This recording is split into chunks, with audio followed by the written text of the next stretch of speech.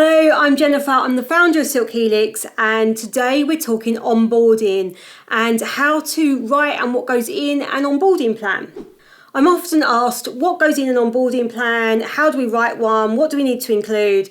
And the answer is going to be unique to your business, but there's some questions that you can answer that make sure that you've covered everything that you need to. What do we mean by onboarding? Well, this is the process of getting somebody into the organisation from that recruitment, from the point at which you've offered them the role to them actually starting, and indeed the first few months as they're getting up to speed and learning how they do that. Now, how long that takes is going to depend on the role, depend a little bit on the individual and the experience they're coming in with, but your plan needs to go right from that point of, well, what do we do once we've offered the job, right through to the first few months. So before they start, you need to make sure that the admin is in place. So making sure that you've done things like put your offer into writing. I'd recommend that you issue an employment contract before they start. Legally, the requirement is a statement of particulars by the end of day one. I've got a video that details employment contracts. I'll put a link in the description below. But I would recommend that you give that out before they start, along with an employee handbook, because that way people can get a feel for who you are, they know what they're signing up to, know what the terms and conditions are. I'd also get your other paperwork done, so getting their bank details and things to be able to pay them, getting their personal details set up, giving them access, say, to a HR system if you've got one, so that they can start inputting data, that things like next of kin, address, things like that you might want to make sure that you've got. You do need to make sure that they have the legal right to work in the UK, so make sure you've checked that documentation. Again, I'd recommend getting that done before they start, either as part of the recruitment process or the offer process, or at worst on the first day of employment. But it's best to just get the admin done, in my view. They then feel like you're ready for them, and they're ready because they've got all of these bits sorted, all of these things are lined up. Once you've got the admin bit sorted, then it's really around, well, what do they need to know? What is it that they need to be familiar with?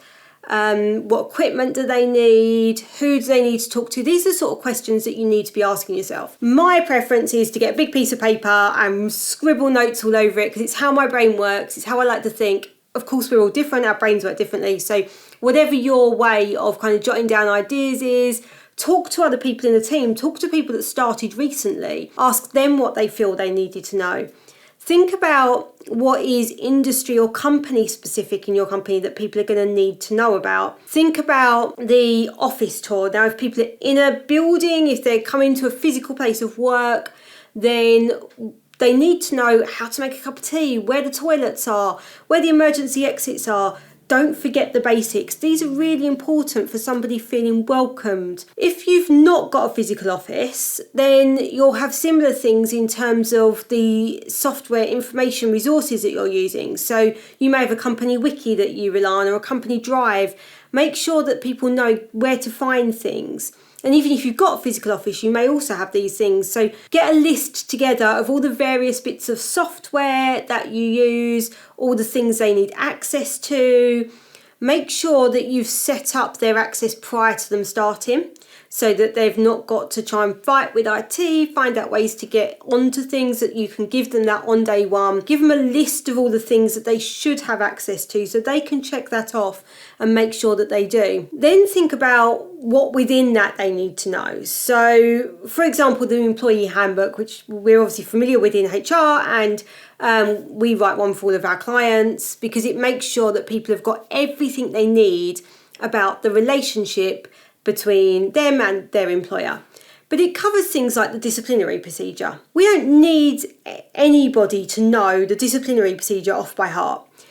If they do need it, and most people never do in their employment, they can go to the employee handbook. They just need to know it's there. But they do need to know how to book their holiday. They do need to know how to call in sick. They do need to know whether or not there's a dress code, whether or not there's a social media policy. Make sure that you're highlighting these things to people.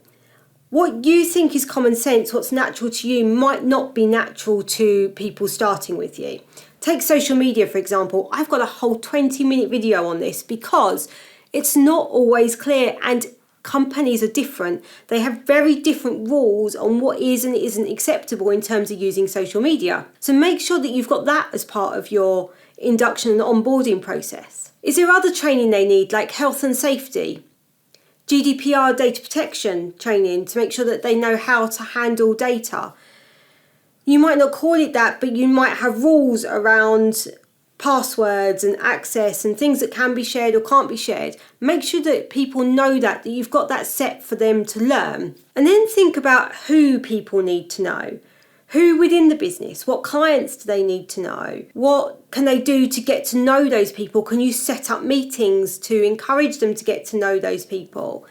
How do you make sure that they've got a wider understanding of who to go to, when to go to people? All of these things are the questions that you should be asking yourself, and jot down, as I say, your ideas.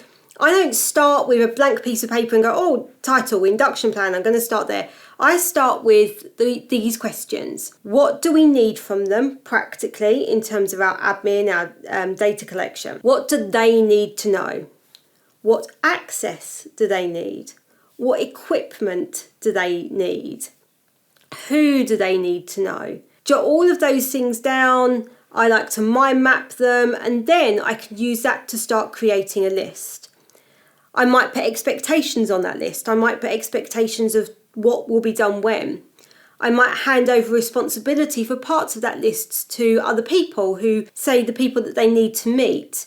Should it be the responsibility of the new starter to make those arrangements, or should it be the responsibility of people already in the business to introduce themselves? Decide who's responsible for that, and make sure that you've got an appropriate person responsible. So an induction, for example, should be being done by somebody more senior. And of course, many of these things are going to overlap. So it doesn't matter which job you've got somebody coming in, many of these things are going to apply to everybody. So I would have a kind of base standard induction plan that applies to the whole company, and then when each individual starter comes on board, I'd look at that and go, right, what's relevant to them? What do we need to adapt for their particular role, for their level of experience, for the department that they're in? And I would make those changes to make it relevant to that individual. And then have it as something that you've got that you can hand them on day one, that you can talk through so they know what to expect. They know what they're going to get as part of their onboarding. I hope you found that useful. I have got a free guide to onboarding. There's a link in the description below. Please do grab your free copy. And if you're finding my videos useful, don't forget to hit that subscribe and the notification bell so you don't miss a single one.